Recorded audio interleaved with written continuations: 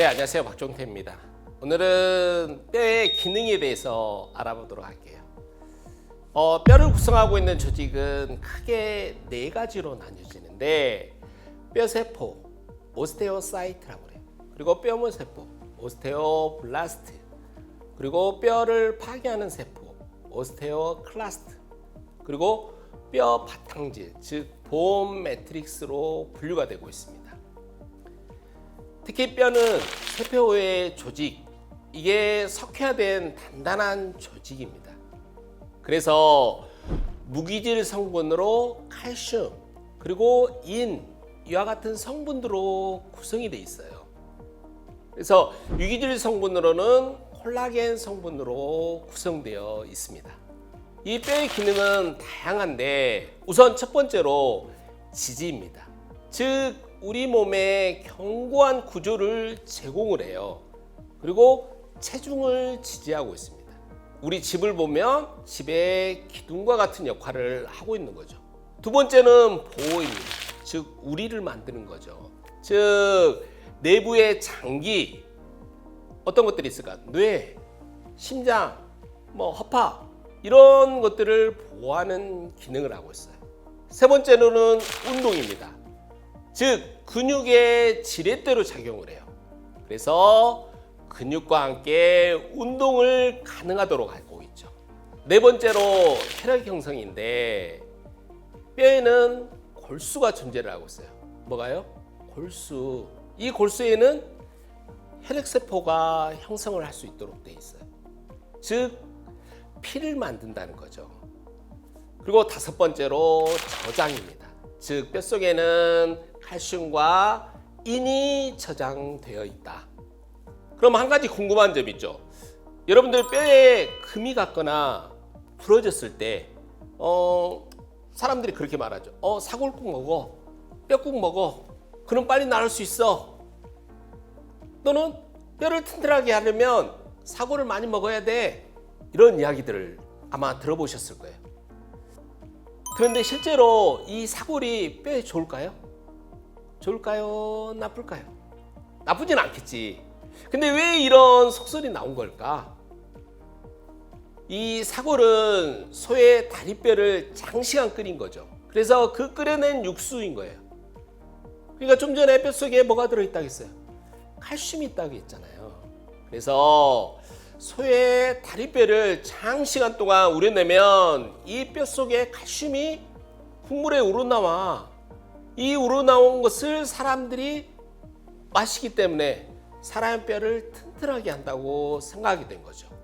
하지만 이건 사실 오류가 좀 있어요.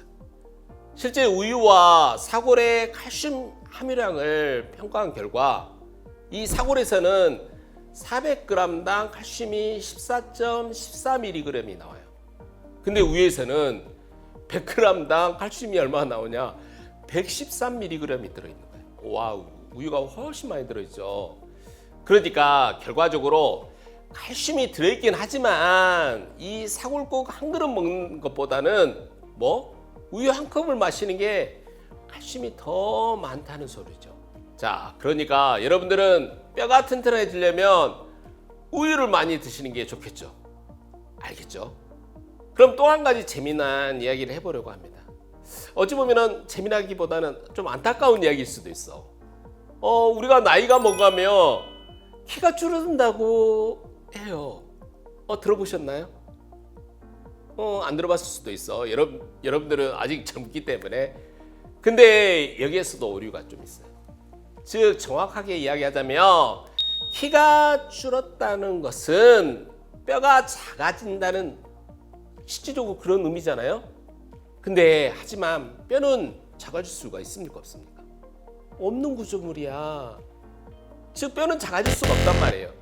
즉 그래서 키가 줄어드는 게 아니라 몸이 줄어든다는 말이 맞겠죠. 그래서 실제 연구에 따르면 유전적 영향이 아닌 시간의 영향에 의해서 줄어든다고 합니다. 그러면 그 중에 가장 큰 원인 세 가지를 알려드릴게요. 그러면 여러분들이 원인을 알게 되면 대책도 세울 수 있겠지. 자, 첫 번째는 중력의 압력에 의해서 이 척추 디스크 사이에 공간이 없어지는 거예요. 이 공간이 없어질 때가 첫 번째고, 두 번째는 등 근육이 약해져요. 그리고 세 번째는 나쁜 자세로 인해서 몸이 줄어든다고 해요. 자, 이제 세 가지 원인을 우리가 알았습니다. 그러면 여러분은 지금부터 어떻게 해야 될까요? 그러죠. 제일 중요한 저처럼 이렇게 딱 바른 자세, 엉덩이를 딱 뒤에 붙이고 척추를 쭉 펴줘야 되겠죠. 이 바른 자세 생활과 또 근육이 줄어들지 않기 위해서는 운동을 해야 되겠죠. 이와 같이 하게 되면 어느 정도 개선이 되겠죠. 자, 그러면 제가 또 하나 질문해요. 그럼 아침 키와 저녁 키가 여러분들 같나요? 다르나요? 같다는 사람은 좀 이상한 사람이야. 달라요.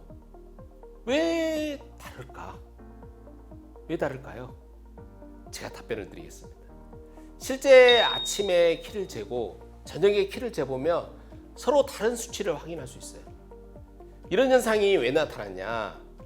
이건 중력 때문이에요. 즉, 아침에는 여러분들이 잠을 자고 일어나기 때문에 누워 있었죠. 그래서 척추에 중력을 받지 않아. 하지만 저녁에는 여러분들이 아침부터 점심, 그 다음에 오후까지 계속 앉아 있거나 서 있거나 어떤 것들을 했을 거야. 그럼 어떻게 될까? 즉, 중력을 계속 받다 보니까 척추에 압력이 가해지겠죠. 즉, 척추뼈 사이에 뭐가 있냐? 척추 사이 원반. 여러분들 아마 디스크라고 이야기를 할 거야. 이 척추 사이 원반이 줄어든 거예요. 그래서 아침과 저녁은 키의 차이가 나타나게 됩니다. 그러면 키 크게 보이려면 어떻게? 아침에 키를 재라. 알겠죠? 자, 그러면 이번에는 뼈와 관련된 임상적 질환에 대해서 알아보도록 하겠습니다. 이 골다공증. 여러분들 많이 요즘에 골다공증 막 선전에도 막 많이 나와요. 유명한 연예인들이 뭐 먹더니 뼈가 좋아졌다. 막 그런 선전들 많잖아요. 많이 들어보셨을 거예요. 이 우선 골다공증은 뼈의 주성분인 칼슘이 빠져나간 거예요. 즉, 정상뼈에 비해서 골밀도가 낮아지는 현상을 골다공증이라고 합니다. 그래서 뼈가 많이 손실돼서 약해져 있다 보니까 경미한 충격에도, 그러니까 조그만 충격만 줘도 쉽게 골절이 일어나게 되는 거야. 자, 여기 그림을 한번 같이 볼게요. 정상인의 뼈하고 어떤가요? 차이 보이시나요? 정상인의 뼈를 보니까 골밀도가 촘촘하죠. 하지만 골다공증 환자를 보니까 골밀도가 많이 빵빵빵빵 뚫려 있는 걸 볼 수 있죠. 그래서 골다공증 환자의 뼈는 구멍이 많이 난 뼈라고 말합니다. 그러면 왜 이런 현상이 일어날까? 즉, 골다공증이 나타난 원인은 여러 가지가 있어요. 가장 대표적인 게 폐경과 노화입니다. 그래서 나이가 많으신 아쉽겠지만 여성분들 같은 경우 이 골다공증에 취약해요. 그리고 뼈에 안 좋은 약물을 사용하게 되면 나이를 먹든 젊든 상관없이 골다공증에 나타날 수가 있습니다. 야, 그러면 골다공증을 예방을 해야 되겠죠. 그 예방하기 위한 그런 방법 어떻게 해야 될까? 제가 가르쳐 드리죠. 우선 어떻게 하냐? 일주일에 3일 이상 꾸준한 운동을 하자. 며칠? 3일 이상 꾸준한 운동이 필요해요. 근데 과격한 운동 말고 가벼운 근력 운동이 좋습니다. 그리고 칼슘과 비타민 D 이런 영양제를 꾸준히 먹어주자. 그리고 음식은 짜게 먹어? 안 돼. 삐삐삐. 어떻게? 싱겁게 먹자. 그럼 카페인은요? No. 카페인 no. 카페인 섭취도 줄여주는 게 좋습니다. 자, 그리고 마지막으로는 저도 이게 잘 안 되는데 금연과 금주야. 참. 제가 하면서도 이게 좀 답답합니다. 근데 차후간 금연과 금주도 해주시는 게 매우 중요해요. 그럼 여기서 아마 여러분들 중에서도 12월 31일 그리고 1월 1일 즉 몇십 년에 하는 게 있어. 뭘 하죠? 야, 올해 뭘 해야 될 거야? 즉 버킷리스트가 있을 거예요.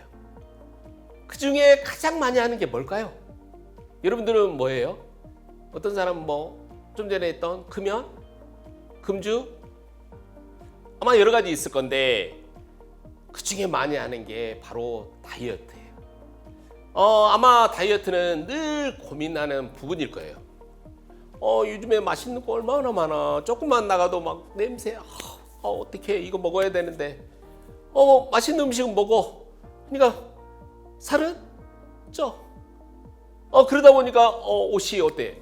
안 맞죠. 그래서 또 선택하는 게 그래 다이어트를 하자 라고 여기 계시는 분들 한 번씩은 해봤을 거다 라고 생각됩니다. 그런데 운동은 또 하기 싫고 그래서 여러분들은 어떤 방법을 선택하나요? 될 수 있으면 쉽게 하는 방법을 찾으려고 해요. 그러죠? 맞아. 여러분들 많이 해봤을 거예요. 2주일 단기간 다이어트, 클렌즈 다이어트, 음식이나 약물 복용, 그리고 주사도 맞죠. 그러니까 별 방식들을 써가지고 좀 빠르게 다이어트를 하려고 여러 가지 방식들을 찾게 돼요.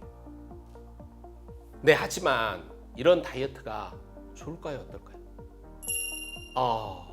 아쉽게도 골다공증으로 갈 수 있는 지름길이다. 이걸 아시면 좋을 것 같아요. 이 실제 무리한 다이어트는 우리 몸속에 필요한 영양소를 골고루 섭취하지 않도록 진행하게 해버려요. 그러다 보니까 이 뼈를 구성해야 하는 칼슘이 어떻게? 적어지게 돼요. 그래서 골밀도가 점점점 줄어들어서 골다공증으로 가게 되는 거죠.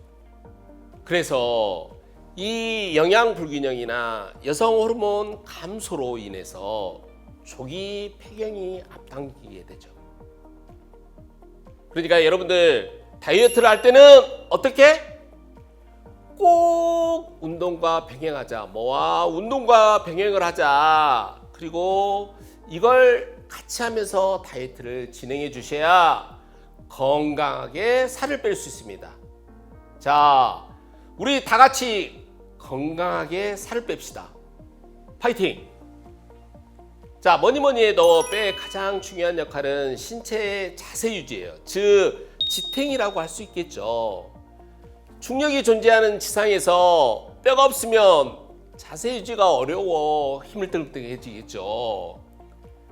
근데 지상에 있어도 이 장수풍뎅이나 딱정벌레는 어떻게 했습니까? 외골격을 가지고 있어. 이 외골격을 가진 절지동물들은 뼈가 바깥에 있기 때문에 척추가 없어도 상관이 없어요. 근데 인간과 같은 포유류는 척추동물이죠. 이 척추동물들은 겉이 말랑말랑해요. 우리 몸은 밖에는 말랑말랑하잖아요. 그렇기 때문에 속에서 단단한 골조가 있어야만 이 몸을 지탱할 수 있는 거죠. 하지만 지상에 비해서 중력의 영향을 덜 받는 곳, 즉 수중이 있잖아요. 이 수중에 사는 이 해파리와 같은 것은 어떨까요? 얘네들은 뼈가 없는 연체동물의 형태여도 충분히 되죠. 왜냐하면 수중 안에 있기 때문에. 자, 좌우간 인간은 뼈가 필요한데 뼈와 뼈를 연결한 이 부위를 뭐라고 하냐? 우리가 조인트, 관절이라고 합니다. 네, 여기서 한번 요가를 한번 살펴볼게요. 요가는 뭐하고 뭐가 연결이 됐냐? 몸과 마음이 결합돼 있대요. 즉 몸과 마음을 붙여놓은 것을 요가라고 해요. 즉 우리가 요가라는 의미가 어떻게 탄생했느냐면 유스에서 발생이 되는데 유스라는 것은 결합하다는 거예요. 즉 유스는 어근으로 결합하다, 붙이다라는 산스크리트어입니다. 그럼 뭐하고 뭘 붙인다는 거야? 몸과 마음을 결합하는 이걸 요가라고 한대요. 야, 그렇다면 몸과 마음을 하나로 하는 멋진 운동이잖아요. 근데 또 생각을 해보니까 성스러운 행동처럼 보이죠. 정말 좋은 운동입니다. 자, 이번에는 뼈의 모양과 구조에 대해서 한번 알아보도록 할게요. 뼈는 모양에 따라서 분류가 되는데 그림을 보면서 살펴볼게요. 긴 뼈는 주로 예를 들면 이 넙다리뼈가 해당이 됩니다. 그리고 짧은 뼈는 주로 이 손가락뼈가 짧죠. 그래서 이 손가락뼈들이 짧은 뼈에 해당이 돼요. 불규칙뼈는 불규칙하게 생겼다라고 하는 곳인데 척추뼈가 해당이 되죠. 그리고 납작뼈는 우리가 이 이마에 있는 이걸 이마뼈라고 하는데 납작하게 모양이 생겼어요. 그래서 이 납작뼈라 하고, 종잡뼈는 시사모이드라 하는데 무리뼈예요. 왜 종잡뼈라고 했냐? 이걸 좀 잠깐 설명해 드리면, 원래는 얘네들이 인대였어, 인대. 근데 뼈와 뼈 사이를 딱 연결을 시켜 놓고 있다 보니까 어떻게 되겠어요? 접어졌다 폈다 여기가 많이 일어나는 부위잖아요. 인대다 보니까 뼈끼리 계속 왔다 갔다 하다 보니까 여기가 끊어질 가능성이 있는 거야. 그러니까 안 끊어지려고 얘가 뼈로 바뀐 거예요. 그래서 여기를 종잡뼈라고 해요. 그럼 뼈가 공기로 이루어진 뼈도 존재하는데 그게 바로 공기뼈입니다. 여기에는 굴이 존재해요. 그래서 공기가 차 있는 뼈입니다. 주로 4가지 뼈에 위치하고 있고 주로 머리뼈를 구성하고 있습니다. 이 4가지 뼈는 각각 위턱뼈, 이마뼈, 그 다음에 나비 모양으로 생겼다는 나비뼈, 그리고 벌집뼈 이렇게 존재하고 있어요. 자, 자세한 내용은 다음에 다시 설명해 드리도록 할게요. 자, 그럼 뼈의 구조에 대해서 살펴보도록 할게요. 뼈에는 뼈막, 치밀뼈, 해면뼈로 구성되어 있습니다. 이름에서 느끼다시피 뼈막은 뼈의 바깥을 둘러싸고 있는 두꺼운 치밀결합 조직 막이에요. 그래서 혈관이나 감각의 신경, 그리고 림프관이 존재하고 있습니다. 이 뼈를 형성하는데 매우 중요한 역할을 하겠죠. 다음은 치밀뼈. 말이 치밀이니까 뭔가 이게 탁 뭉쳐있는 그런 느낌이죠. 맞습니다. 이 치밀뼈는 뼈 외층을 이루는 부분으로 골수 공간이 없어요. 그렇기 때문에 치밀하고 단단해. 그래서 우리가 엑스레이, 즉 방사선이 투과지를 못합니다. 그래서 방사선 사진 찍게 되면 어떻게 되냐? 하얗게 나타나는 거예요. 그래서 여러분들이 엑스레이 사진을 보고 나서 하얗게 나와 있다. 그러면은 여기는 내 몸에 어디 단단한 부위야 라고 생각을 하시면 돼. 다음은 해면뼈입니다. 이 해면뼈는 치밀뼈 속에 있고 그물 형태예요. 그물 형태이기 때문에 느슨하겠죠. 그리고 또 그 안에가 스펀지 모양으로 되어 있어. 스펀지 모양으로 되어 있다고 생각하시면 되겠어요. 그리고 이 골조직 안에 골수 공간을 포함하고 있습니다. 이 골수 공간에 조혈기관이 뭐가 있냐? 골수가 차 있는 거예요. 좀 전에 그물 형태로 되어 있다고 했었죠. 그래서 좋은 점이 뭐냐? 무게를 가볍게, 그리고 방사선이 투과가 돼. 투과가 된대. 그럼 사진은 어떻게? 어둡게 나타나겠죠. 단단한 데는 투과가 되지 않기 때문에 하얗게, 단단하지 않는 곳은 투과가 되기 때문에 어둡게 나타난다. 뼈를 보면 크게 뼈 몸통, 그리고 뼈 몸통의 끝, 그리고 제일 끝 부분을 뼈 끝, 끝이라고 이와 같이 말을 해요. 그래서 뼈끝하고 뼈 몸통 끝 사이에 여기를 뭐라 하냐? 뼈끝 연골판이라고 했는데 여러분들은 뭘로 더 많이 아냐? 성장판이라고 할 거예요. 여기가 일명 성장판이에요. 뼈 몸통이 넓어진 것을 뼈 몸통 끝이라고 했죠. 그 다음에 뼈 끝은 긴 뼈의 끝부분을 의미하는 말이죠. 그래서 뼈 끝은 뼈 몸통 끝을 거쳐서 뼈 몸통으로 이어지고 있는 거죠. 자, 뼈 끝과 뼈 몸통 끝에 대해서 영상으로 보도록 하겠습니다. 뼈 몸통 끝. 긴 뼈의 뼈 끝과 뼈 몸통 사이에서 뼈 몸통이 넓어진 부분을 의미합니다. 뼈 끝. 긴 뼈의 끝부분을 의미하는 말로 뼈 끝은 뼈 몸통 끝을 거쳐 뼈 몸통으로 이어집니다.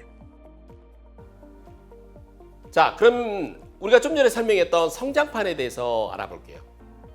이 성장판은 다리뼈에서 가운데와 양끝 사이에 있는 연골 조직이죠. 그런데 이 연골이 뼈로 점점 바뀌고 그 사이에 연골로 남게 되는 거예요.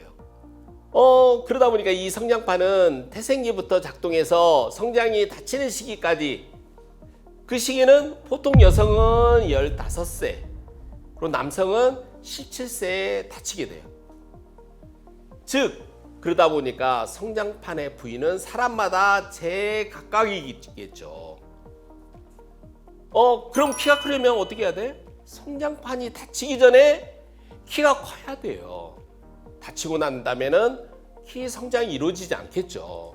그래서 최대한 성장판이 다치기 전에 키를 몽땅 키우셔야 됩니다. 물론 유전자에 의해서 결정이 된다고 하지만 최대한 키를 키우는 방법을 알려드릴게요. 대단하죠. 여러분들 키 크는 방법까지 이제 가르쳐 드립니다.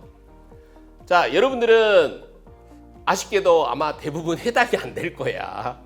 근데 미래의 여러분들 2세를 위해서 꼭 기억해 주시길 바라겠습니다.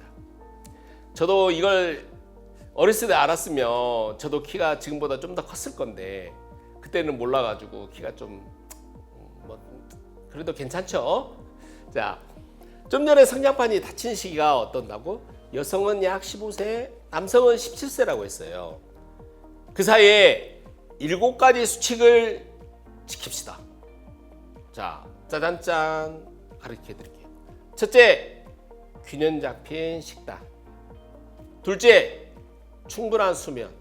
아이고야, 공부해야 되는데 어떻게 하지? 충분한 수면. 셋째, 농구, 줄넘기, 수영 같은 운동. 넷째, 면역력 높이기. 다섯째, 기름지고 맵고 짠 음식 줄이기. 여섯째, 저지방 단백질 식단. 일곱째, 칼슘 섭취하기. 이렇게 여러분들이 7가지 수칙을 지켜주시면 성장, 즉 유전적인 성장의 키 한계보다 여러분들이 좀 더 클 수가 있을 겁니다. 꼭 알아두세요. 그리고 성장판이 닫혔는지 안 닫혔는지 이걸 자가 진단을 할 수 있는 방법이 있습니다. 자, 여러분들 따라해 보세요. 여러분 따라해봤자 도움이 안 되는데 꼭 이거 따라서 해보고 조카들한테 써보자. 자, 왼손을 가지고 한번 해볼게요. 자, 왼손 들어보세요. 자, 왼손으로 엄지와 검지를 이렇게 동그라미 형태로 만들어 볼게요. 자, 만드셨어요? 자, 동그랗게. 그 다음에 이 중지 가운데 중지를 손등 방향으로 힘을 줘서 당겨 보겠어요.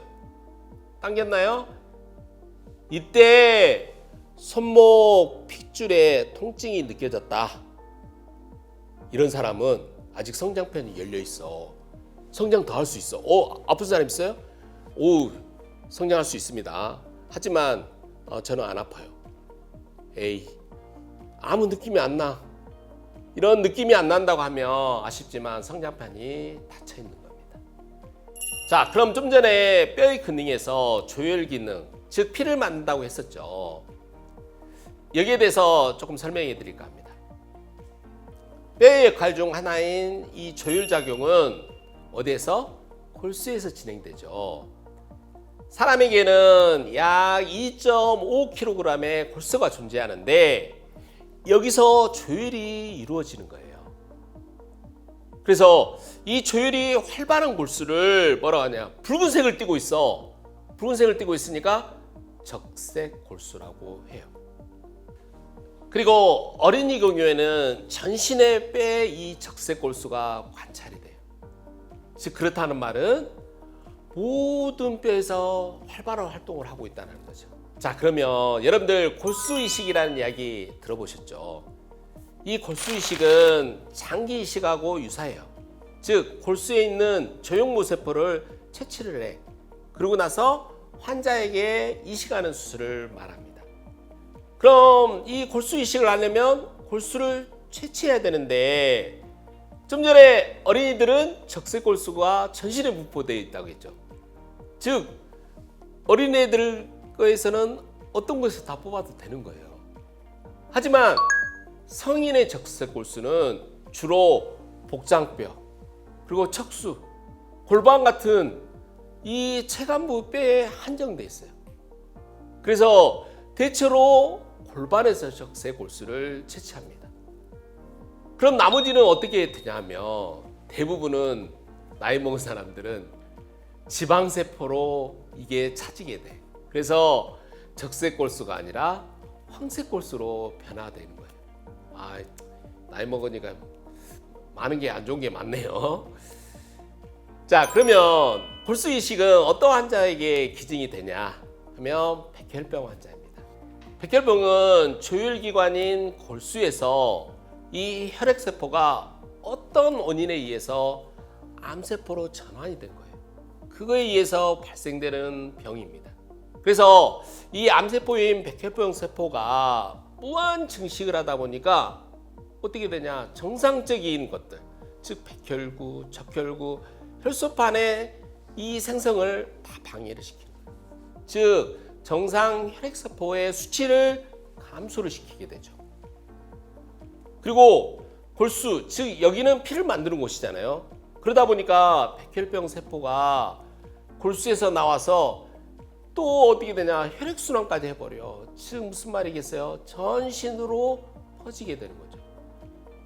무시무시하게 굉장히 무서운 병이에요.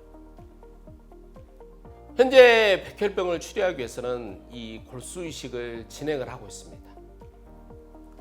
자, 이번에는 뼈의 겉모양 용어를 알아보도록 하겠습니다. 뼈에는 튀어나와 있는 돌칠 부위에 대해서 설명드릴게요.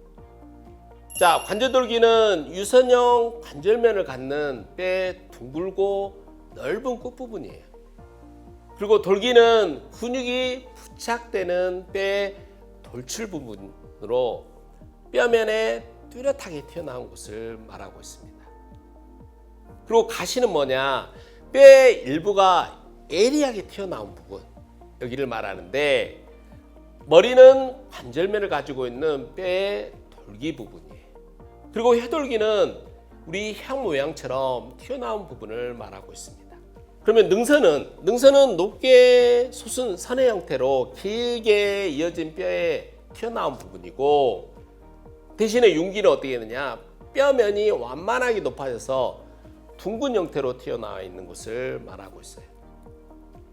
그리고 선은 선 모양으로 낮게 융기된 부분입니다. 이 결절은 근육의 부착을 위한 뼈의 작고 둥근 융기로 이 마디같이 약간 튀어나온 곳이고, 뿔은 소의 뿔 모양처럼 튀어나온 곳이에요. 다음으로 뼈의 평평한 부위에 대해서 설명드리겠습니다. 면은 평탄한 뼈의 면을 말하는 거고, 거친 면은 주로 근육이 부착되니까 뼈의 표면이 거칠거칠한 곳이에요. 오목은 골면이나 관절면에 얇게 오목한 곳을 말하죠. 고랑은 길게 파인 고랑을 말하고 있습니다.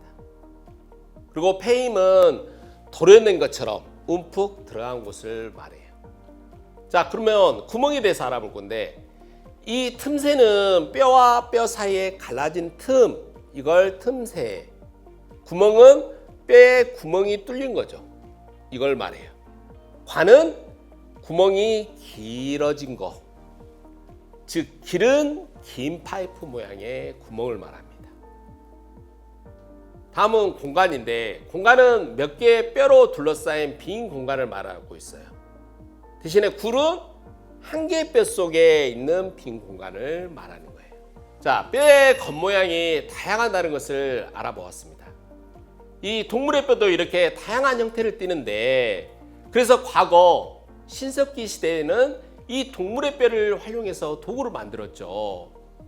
특히 멧돼지나 고라니의 이빨, 새뼈, 매 발톱으로 발찌를 만들고 물고기 뼈를 활용해서 낚싯바늘 같은 것을 사용했다고 합니다. 네, 우리 몸 전체적인 뼈의 모습을 VR로 살펴보겠습니다. 우리 머리뼈의 전체적인 모습은 이렇고요. 그 아래 목뼈가 이렇게 있습니다. 앞쪽에 흔히 쇄골이라고 하는 빗장뼈, 그리고 뒤로 돌려보면 여기 보이는 어깨뼈가 관찰이 되고 있죠. 그리고 목뼈의 아래쪽에는 등뼈가 이렇게 쭉 12번까지 있고 그 아래 허리뼈가 이렇게 보이네요. 이 안에는 하나로 뭉쳐져 있는 엉치뼈가 이런 형태로 생겨 있어요.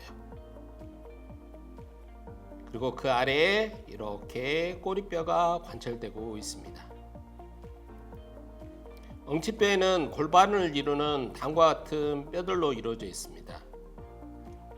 다시 위로 올라와서 아까 본 빗장뼈와 관절하는 복장뼈인데 이렇게 세 부분으로 나뉘어져요. 복장뼈에는 이러한 갈비뼈들이 관찰되고 있고 위팔뼈를 보면 여기 아래팔뼈를 구성하는 노뼈와 좌뼈와 이렇게 관절을 이루고 있습니다. 그리고 이건 넙다리뼈예요. 그리고 이 아래에는 이렇게 정강뼈 그리고 종아리뼈가 이렇게 관찰이 되고 있어요.